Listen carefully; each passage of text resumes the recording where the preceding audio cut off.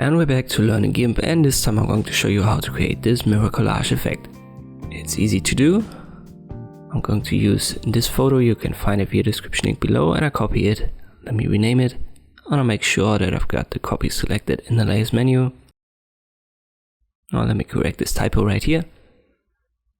Now go to filters, map, and there's the illusion effect. Check the preview and you can see what it does. So it basically creates mirrors and they're all blended with the original. You can add more or subtract them with the division up here. And you can change it from type 1 to type 2. Type 2 is a little bit harsher and type 1 blends it more with the original, unlike type 2 in this case. I'll let me set it to maybe like 5 divisions. And I confirm it. This was the original, and here's the effect applied. As I've said, it's easy to do, quickly done. And this is how you can create this mirror collage effect in Gimp. I hope this video was helpful. Thank you for watching, and I'll see you next time.